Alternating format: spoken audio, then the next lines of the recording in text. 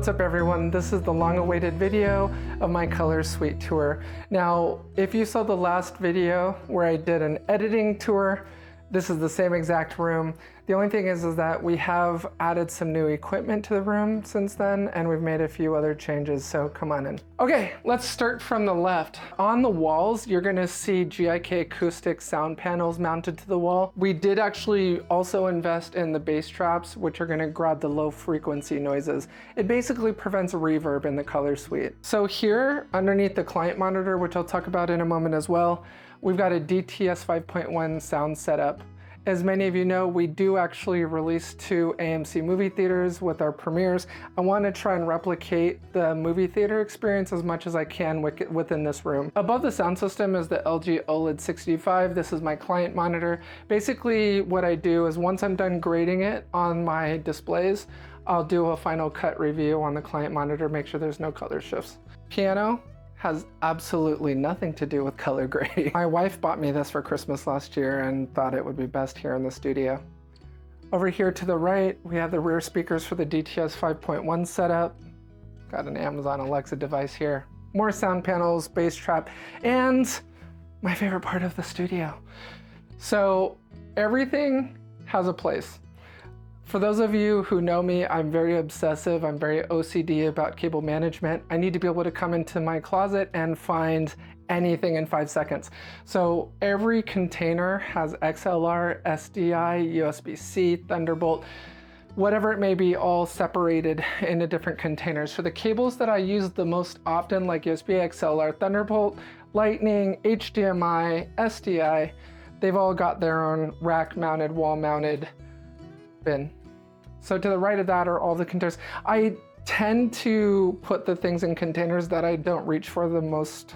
So if I don't really use it that often, it gets put away in a bin. Anything I use the most is gonna be here hanging on the wall. Moving to the right, another rear speaker for the 5.1 setup, more sound panels, and the desk.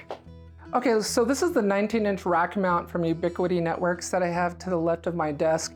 This is where all of my rack mount appliances go. So I have the 10 gig Ethernet switch at the bottom, which also has 25 gig fiber ports on it. This is how I was able to directly wire 25 gig to my computer, as I mentioned in the last video. Now this switch actually runs 25 gig fiber all the way to the downstairs server cabinet, where there's another Ubiquiti switch over 25 gig fiber.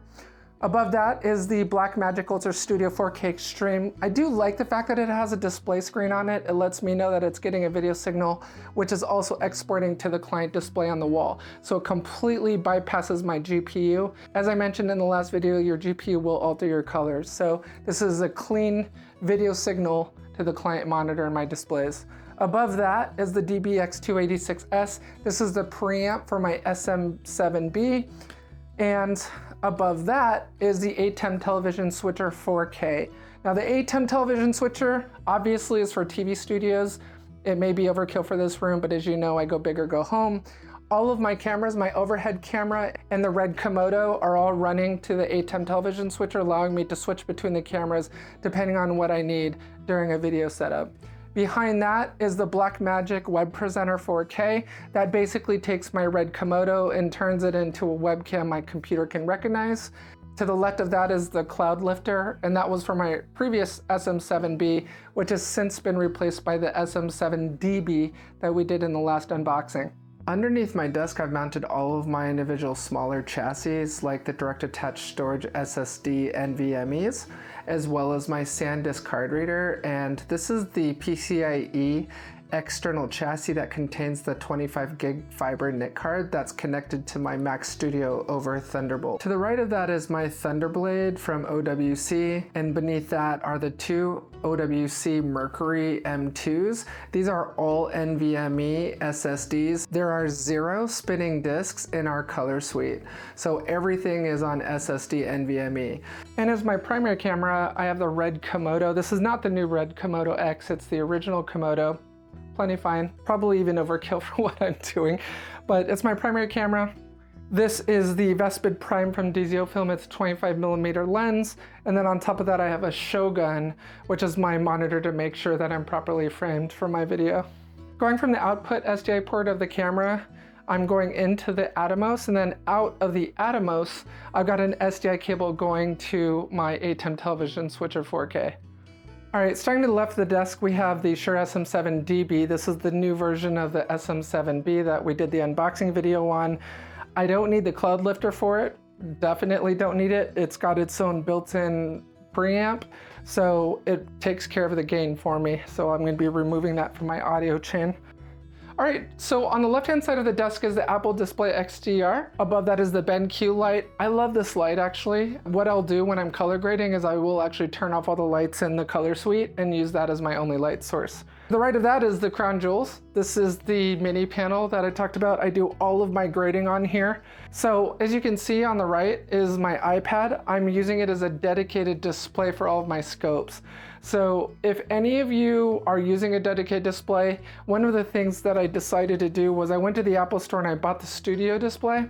The problem was it was so big, it was blocking my view of the client monitor, and I would constantly have to stand up and look or, you know, peek to the right. It was just not convenient. It wasn't practical. So I moved that studio display to the outside desk in Studio B, and I put this here, and it works perfectly fine for a dedicated scope display. So if any of you are looking for some cool hacks as a primary display for your scopes, there you go, just use an iPad. All right, to the right of the mini panel is the DaVinci Resolve Speed Editor and my keyboard.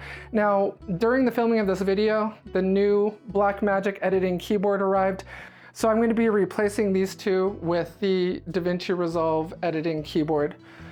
I have my Wacom here. This is the Intuos Pro. So all of my editing is done with this. I no longer use that. You spend 15 hours on a touchpad and you end up with claw fingers. So this has been a lifesaver for me. Below all of this equipment is a Grove-made felt desk mat. It's great, I love it, does the job, but I'm gonna probably change it out for the black color because this just tends to stain when you're spilling coffee on it all the time. Above that, we are weirdos with VoIP phones on our desks. So yes, it's 2023 and we still have desk phones. We've given a phone to each employee. It's a lot easier for me to just pick up the phone and video call Mel on her desk. These have built-in cameras, so it allows us to have video calls back and forth. It's just fast and easy to quickly pick up the phone and call her if I need to talk to her. Next to that is the Elgato Stream Deck. This is the new one that just came out. I haven't really configured it beyond controlling all the lights in the house as well as our garage doors, but I know it can be integrated with DaVinci and you can actually color grade with it, but why use that when I've got the mini panel? Everything is sitting on top of the fully sit stand desk. What I like about it is it does have memory, so if I want to pre-program a certain height for memory slot 1, I can do that. I'll use like a Pomodoro timer to remind me to stand up, and then I'll go ahead and adjust the height of the desk and then stand up and work for a while standing and then sit down. So it's a reminder to try and constantly be moving instead of being sedentary all day long. And I saved the best for last, the chair. So this is the Mira 2 from Herman Miller. I can tell you that Mel and I are huge fangirls of Herman Miller chairs. Once you sit on a Herman Miller chair, you understand, you know exactly what I mean. It's great. I would never switch to any other chair after sitting in this chair. So we actually have a Mira 2 at every desk. So out in Studio B, we have 2 other desks. They're both fully sit-stand desks. Mel's got the Mira 2, I've got the Mira 2 on my desk outside, and then we have Studio C as well, and we'll do a video on that. So that's it. That is the tour of our color suite. If you have any questions or comments, please definitely bring them into the comment thread on this video and we'll continue the conversation there. Look, here's the thing with color suites. It should always be a work in progress. Tomorrow, next week, next month, we'll probably have new equipment in here, and I'll continue to make new videos as we retrofit it and instrument new equipment here. But you know, it should be a whip. It should be a work in progress, and that's what we're all about here, is continuous improvement. And if we can find something to make us more efficient at color grading and editing and just be better at our jobs, then we'll do that, and we'll post a new video when we do. So if you haven't yet, hit that subscribe button, hit that thumbs up icon if you liked this video, and continue to comment on these videos, and let's continue the conversation. Until I see you in the next episode of Nightlight next week, take care of yourselves and each other.